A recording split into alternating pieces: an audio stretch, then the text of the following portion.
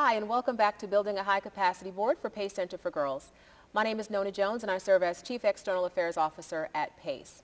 We are continuing our discussion with PACE Center for Girls CEO Mary Marx and Boys and Girls Clubs of America President Emeritus Roxanne Spillett. Thank you for joining us. Roxanne, take us back to the day that you started as CEO of Boys and Girls Clubs of America. What led you to decide that a key to evolving the capacity of that organization really resided within the composition of the board? Yeah, and that was a big move for us and a game changer. And it was simple because we realized we wanted to be someplace much greater than we were. You know, organizations don't move backward, they only can move forward. And to move forward, you have a plan, and when you have a plan, you have to ask yourself what kind of talent is really necessary. And we often think of talent at a staff level, and we need to. Talent is everything, but talent at a board level is equally important. And so what we discovered is that we needed some skills that we didn't have on the board. We needed some characteristics of board members that didn't exist on our board. But bottom line is we needed everybody to be not just mission-centered, but mission-driven and willing to dive in, engage, and lead. Very, very good. Very, very good points. In your experience as CEO of PACE, Mary, what have you found to be some of the critical reasons why board engagement is so critical, especially when it comes to the composition of the PACE board? Well, it was a very similar parallel process to what Roxanne just described, that there was a moment, a pivotal moment for PACE when we recognized in 2008 that we really, in order to grow and really be able to serve the girls that we need to serve, we needed to make some shifts, fundamental shifts, both in terms of governance, how we were structured, how we were organized, and looking at talent both at the volunteer leadership level as well as talent at the staff level. And that partnership between staff and board was critical to really be able to make the strategic moves that would allow us to grow. Oh, very good points. And so as we think about strong boards, Roxanne, I'll start with you. What do you consider to be some of the characteristics of effective board members, and how would those characteristics look in practice, both at the center level as well as the trustee level? Yeah, so good governance is kind of the entry. Everybody needs to understand governance, and just putting that aside for a moment, you need the talent and the skills on the board that are going to help you get where you want to go. So in our case, we had very little brand recognition, very little. And we had, you know, good staff, but we really didn't have the ability to build a brand. And we recruited people on the board who were marketing gurus, and they came working with the staff. It came to the point where we had a plan, and we delivered on that plan, and today we're one of the top 10 nonprofit brands in the country. So the skill on the board level helps to drive some big initiatives and complements the staff. The second thing, you know, I would say is about personal characteristics. And I feel really, really strongly about this. We needed on our board people with influence, with affluence, with access. People that had 1 to 2 degrees of separation, so that if we wanted to get to the President of the United States, we could do that with 1 or 2 calls. And we wanted these people to be deeply attached to the mission and willing to use their influence and their affluence and their access to raise money for the Boys and Girls Club movement. So the thinking was, who are these people? 1, 2 degrees of separation. Let's talk about who they might be. And in the final analysis, what we had evolved is a list of criteria, both talent and skill, as well as personal characteristics and an understanding of governance and mission, and that's what guided our recruitment process. This is interesting because I'm thinking back to my time serving on the on a local center board, and I remember when we were recruiting board members, a lot of times it was, you know, people we personally liked or maybe, you know, colleagues we worked with. But it sounds like what you're saying is you really need to think through what does the organization need, and then match Yes. the needs to the skill sets Yes. of prospective board Well, members. Absolutely, and it really is very similar to what Roxanne was describing with PACE. It was really understanding where we were and where we needed to go and the steps that you needed to take.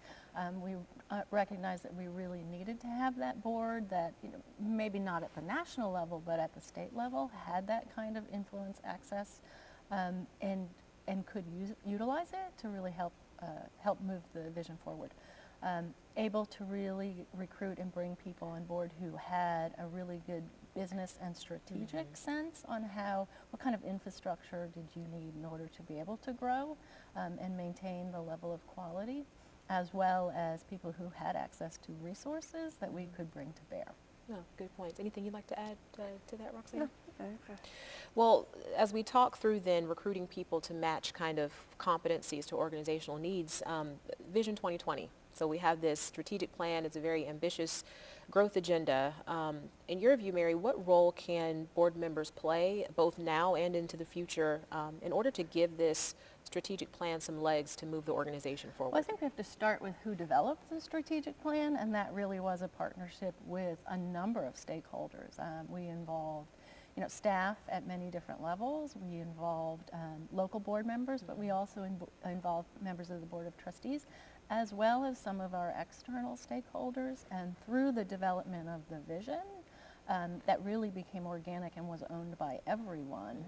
We were also able to recruit a number of people to the Board of Trustees who had been on that planning team, to people who had really been involved at the system level, so understood how the systems we work with, education system, Department of Juvenile Justice, Department of Children and Families, how they functioned, and the role that they could play in helping to support the vision, the private sector, and then really bringing in the strategic influence so that you can look at how do you grow with quality and sustainability. And there is definitely a role that everyone plays, like you said, with the various stakeholders, no matter what level of the organization you're at, whether you're the receptionist or the executive director or chair of a local board, there's a role for everyone to play. So, it's one of the things that we always say at PACE, once a PACE girl, always a PACE girl, but it's also really important that everybody at every level of the organization understands what it is we do. I mean, if you go into NASA and you ask somebody who's cleaning the floors, what do? They put men in space.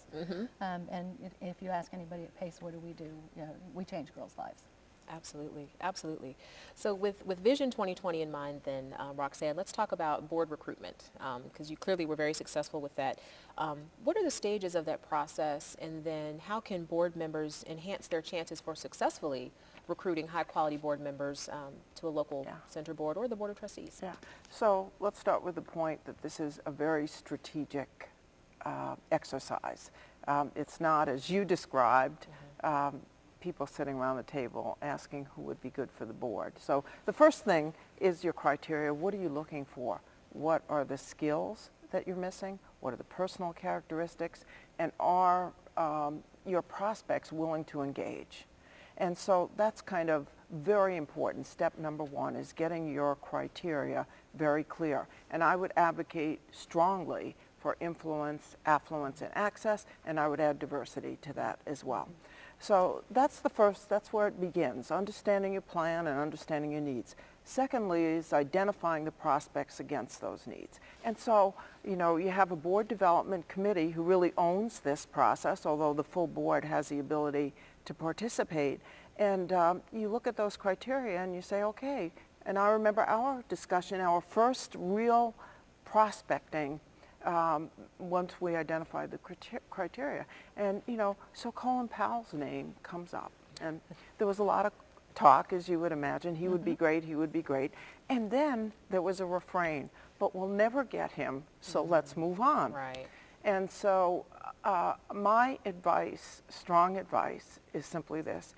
If you have a good list, and if you believe somebody could add to your mission, do not dismiss them. If you say you'll never get them and move on, I guarantee you, you will never get them. So the point is, think about who these people are. Don't dismiss them. Pursue it. What's the worst thing that could happen? They're going to learn about your organization. They may say no, but also never take no for an answer. At this time you might, but as you move forward, you've made a friend. I always say no means no for now. Right. Yeah. Well, and something I would love you to talk a little bit more about the Colin Powell recruitment process, because I'm sure there's a story there. And I was thinking through a luncheon I had with someone trying to recruit them to the Board of Trustees, and she said, oh, I really don't have the time, but here's a check for $10,000. Yeah. So, it definitely was not a waste. So no for now really made No for sense in now, that. yeah. Well, I think that's a great point and really has applicability for all board recruitment.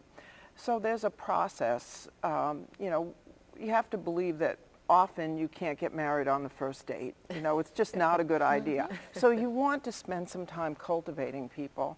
And so Colin Powell was not a club member. He really didn't have a lot to do with clubs, but at the time he was thinking about running for president. He made a public statement that he wasn't, and he and his wife Alma wanted to do what they could for kids in this country, which was a great opening for us. Sure.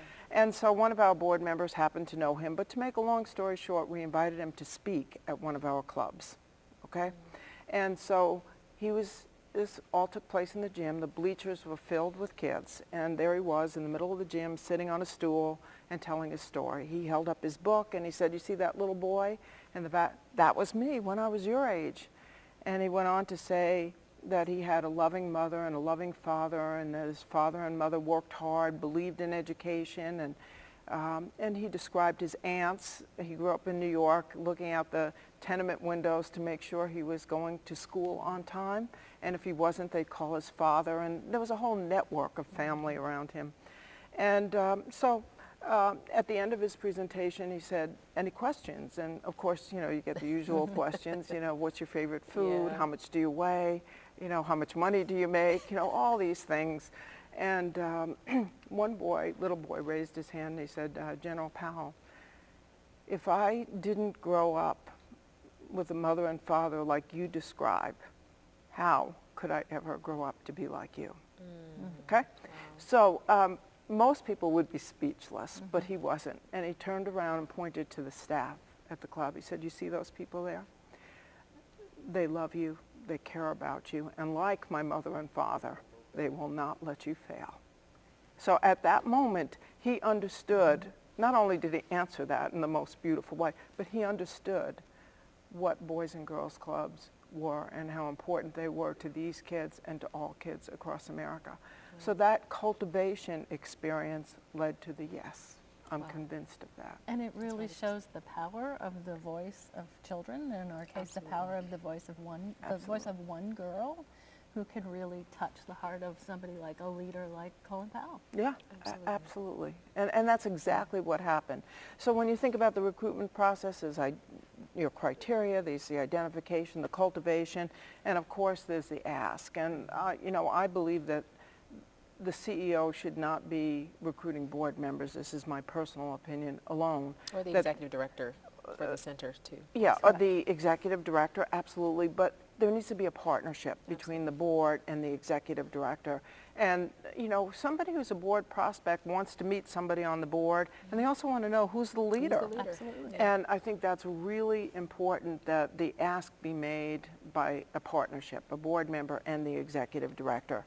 And of course, in that ask, the executive director and the board member have to be clear about what the roles and responsibilities are. Remember, this is after their cultivation. And they also have to be very clear about what expectations in terms of time, in terms of money.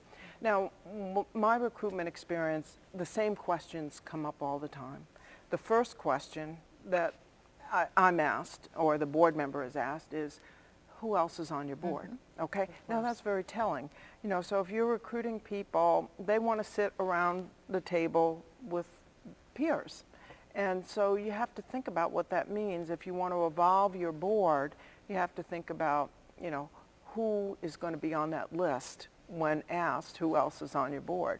So I think that's really important. The other question they ask is how much time? Time is a big issue. How much time? And so there are always, busy people always, want to measure their impact in terms of their time. And you know, our standard answer for that is that there are 8,760 hours in a year, and we're just asking you for 100. You know, something like that. Right. You may be asking them for more than 100, but I think you have to put it in perspective for them. The other question that they asked too is, how much money are you expecting? And that's when we have the conversation about every board member is asked to make a gift, a significant gift, First and every board member is asked also to raise money for the organization from their company or from their network of friends and colleagues. And so that's really clear. You don't want to change the rules in the middle of the game. That all has to be talked about in the recruitment process. And most people who serve on, you know, boards are aware that that board seat comes with responsibility to raise money. Sure. And so what will enhance your chances always is some good research, you know, what are their interests, and make sure there's some compatibility. In the cultivation process, you learn about them and you discover whether there's compatibility. What kind of gifts have they made, to what organizations, and at what level? Just the basic kind of research. And in the end, if you get a yes, you know, that's a wonderful thing, and you celebrate that. Immediate follow-up. Right. If you're getting a no, don't leave the room until you create an opportunity to come back and visit with them. Well, now that you know about PACE, we're sorry that the board services doesn't work for you at this time, but when you finish with some of your other boards, might you consider this, and can we come back next year and revisit this conversation to involve you on the board or perhaps another way? Never close the door. Great And that points. involvement in other ways is really critical too. Great points. No, these are really, really good points, and I think that this is going to help center board members, especially our nominating chairs and our board chairs, understand that, like you just said, no doesn't necessarily mean no. It just means not now. At this time. Not at this time. Not at this time. I think a couple of other points to follow up on Roxanne's comments. Number one, it's a process, and it's an ongoing process. It's a never-ending process. So you're never done in the evolution of the board and in the recruitment and the cultivation of board members. And then the second critical point is the role and the partnership between the board and the staff, that it really is a partnership. And you can't rely solely on staff, and you can't rely solely on the board. The ability to see the leader, both the leader of the board and the leader of the organization, or in our case, the leader at the center, is critical. And you cannot underestimate the power of that role. As I thought about our board, particularly our board of trustees, we recognized that we needed to go through a transformational process. So absolutely, people want to know who's sitting around the board table with them. And there are some times when you're going to need to recruit some people and say to them, I need you to help me get to the board that you want to be sitting around the table with. And there can be some very powerful conversations when people are willing to be that transformational board leader. That's a great point. That's a great point. And you know, this board to board is really important too. And they'll hear the executive director's perspective, but for the board member to say, I want to tell you how much this means to me. And so I was on a recruitment call, a very big recruitment call, and I was with a board member, and he said, let me tell you what this means to me. There are 3 things that are really important to me in life: my family, the Boys and Girls Club, and my business. He was a CEO, in that order. Okay, so not only did he derive satisfaction from the mission, his friendships with other board members, his ability to see the impact of his expertise and his contributions were very rewarding and very fulfilling. And board members, you know, they do, and I've met PACE board members, and they're filled with that enthusiasm. It's really important to communicate that board to board. Well, this has been a very, very rich discussion. I know I've certainly gleaned a lot, and I agree with everything that you've shared, and I'm hopeful that those that are watching will walk away from this segment thinking, yes, we need to be more strategic about who we're inviting onto the board, because really PACE is such a fabulous organization, and the power that we have is really tied to the people serving the organization. So. Strategic, but dream Yes, big. absolutely. Dream big. We have to. So I want to thank Mary and Roxanne for this segment. I hope that you also gleaned a lot from it, because I know I did. In our next segment, we're going to discuss the role that board members can play in the resource development process. So you definitely will not want to miss it. Stay tuned.